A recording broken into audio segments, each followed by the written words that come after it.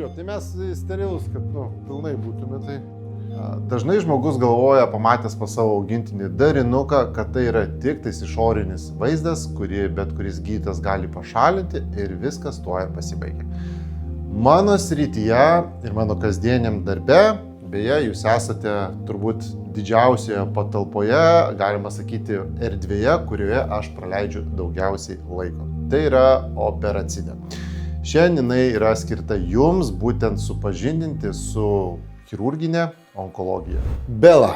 Ir iš pažiūros augintinis atrodo visiškai sveikas, pasak šeimininkų, žvalus, linksmas ir turintis gerą apetitą. Bet ar visą laiką, žiūrėdami mes į gyvūno išorę, galime pasakyti apie jo bendrą sveikatą? Tikrai ne. Ir atsitiko taip vieną dieną, kad gyvūnui bevalgant šeimininkai pastebėjo kažką įtartino burnos ertmėje. Sunerimo ir kreipėsi pas mane. Galvojame, gal tiesiog tai yra uždegiminis procesas arba yra sugedę dantukai. Tačiau noriu parodyti ir jums, ką šeimininkai pastebėjo pas augintinį. Ir kaip matote, dantų apnašos jos yra tikrai didelės, bet ne kiekvienas augintinės šeimininkas gali pamatyti tai, kas slepiasi burnos gilumoje. Ir šiuo atveju mes matome šitą darinį, kuris yra susiformavęs daug giliau, negu mes matome išoriškai.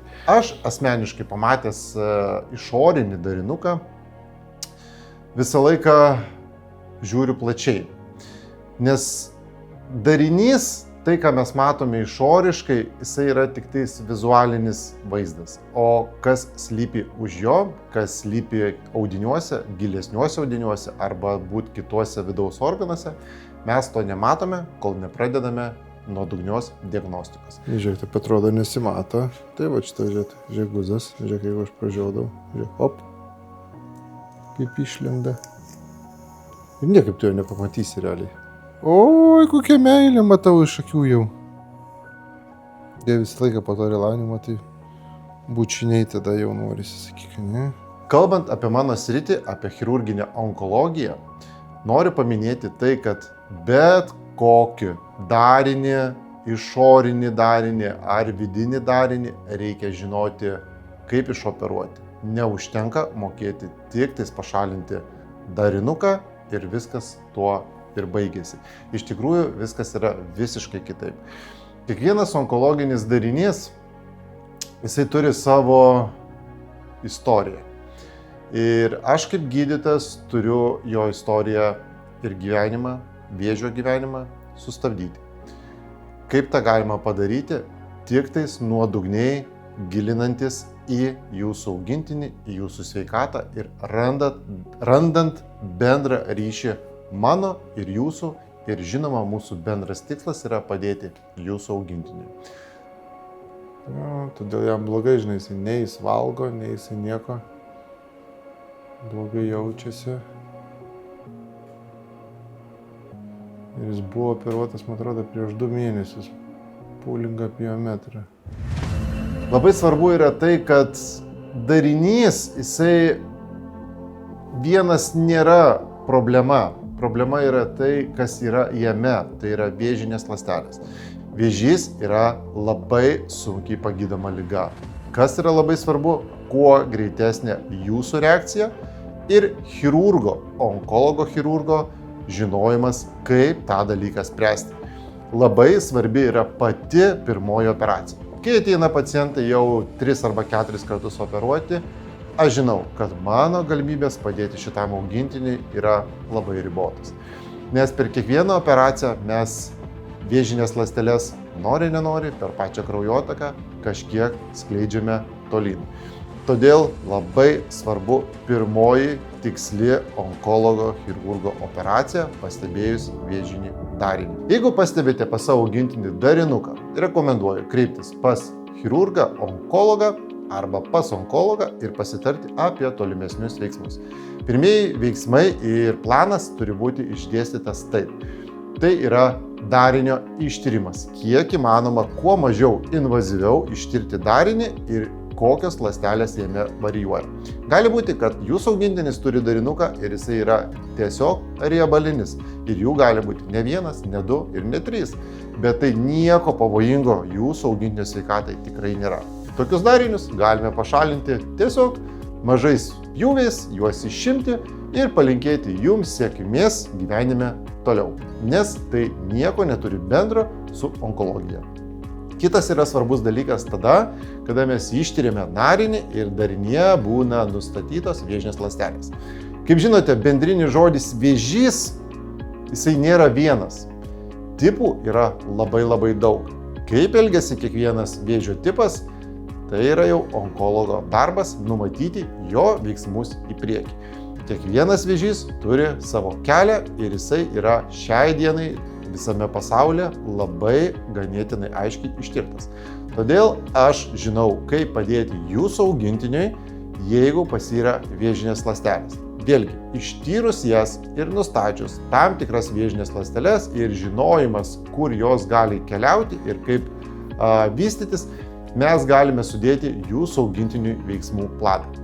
Pirmas dalykas tai yra labai svarbi nuodugni išsami diagnostika. Ištyrus darinius einame tolimesnių veiksmų. Daromi tyrimai papildomi tam, kad nustatyti, ar onkologija nėra išplitusi. Tyrimai yra echoskopija, rentgeno diagnostika ir galimai, jeigu yra galimybės ir matome indikacijos, kad reikia tą atlikti, tai yra kompiuterinė tomografija. Tomografija yra labai išsamus tyrimas prie onkologinių susirgymų ir kaip man, tai yra turbūt vienas geriausių draugų darbe, nes aš žinau, kad jisai man padės būtent sustabdyti vėžį jūsų augintinio organizme. Ir mes identifikavę darinį, jeigu mes neturime plitimo, noriu labai svarbu paminėti, kad kas nesimato tomografijoje, nebūtinai nėra organizme. Todėl reikia žinoti, kaip elgtis toliau, netgi ir po sėkmingos operacijos. Neaišku, iš kur. O, vaikeli. Pažiūrėk, kas čia darosi. Nėra taip, kad augintinis turi vieną operaciją ir palinkėjimas šeimininkui sveikti kuo greičiau, turint vizualinį gražų vaizdą, jau yra finišas. Gyvūnai onkologinėmis ligomis skaitosi pasveikę pilnai, kada mes turime mažiausiai 5 metus po operacijos ir neturėdami jokio darinuko ar jokios metastazės. Tada mes galime tiesiog džiaugtis tą akimirką, kurią mes turime, kad taip, jūsų augintinis pagaliau po 5 metų jau yra pasveikęs nuo onkologijos. Bet tačiau visus šiuos 5 metus mes turime nuodugniai tikrinti jūsų augintinį, mes turime bendrauti ir mes turime stebėti bet kokius simptomus. Netgi tam tikroje vietoje atlikta operacija, onkologija gali visai pasirodyti kitoje vietoje. Ir kiekvienas toks pacientas turi būti sekamas, tiesiog atliekami tyrimai ir jam yra sudaromas nuodugnus planas. Ir jeigu sakyčiau, kad po operacijos visi gyvūnai gyvena toliau ilgą ir laimingą gyvenimą, tai tikrai meluočiau. Tai yra, kaip ir minėjau prieš tai, kad tai yra sudėtingas kelias, bet aš visą laiką esu su jumis tame kelyje, kad jum padėčiau nepasimesti, nes kas yra svarbiausia, kada tu sužinai, kad tavo gyvūnui yra onkologinis susirgymas, tu gali labai pasimesti ir nežinoti, nuo ko pradėti, ką daryti, kokius vaistus naudoti. Šiai dienai galiu pasakyti, kad galvos sritis ir žandikaulis yra turbūt mano pati mėgstamiausia sritis, nes šitoje vietoje aš jaučiuosi stiprus ir žinau, kaip atlikti tinkamą operaciją, nes domėjimasis apie tinkamos operacijos atlikimą yra, jeigu ne kasdienis, tai į savaitę tikrai ne 1 valanda praleidžiama tam, kad mokytis ir žinoti, kaip padėti tokiems augintiniams. Dažniausiai savo praktikoje susiduriu su tuo, kad yra daroma tiesiog išorinis vaizdas, bet išorinis vaizdas jisai pasunkina visą situaciją ir padaro ją dar blogesnę.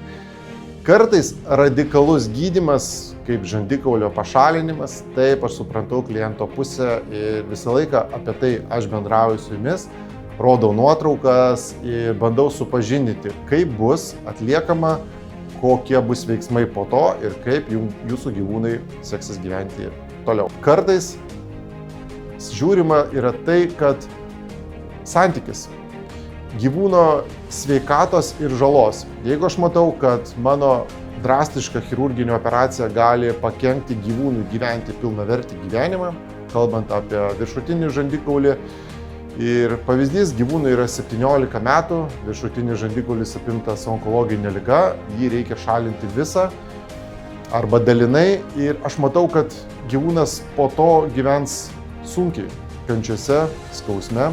Tokių operacijų aš visada atsisakau ir linkiu šeimininkams, jeigu gyvūnas nejaučia skausmo, tiesiog pasidžiaugti, galima sakyti, paskutinės likusias akimirkas, galbūt savaitę, mėnesis, 2, nieks nežino ir niekada nespėliojama, kiek mums liko ar augintiniam liko, ir nekankinti gyvūną.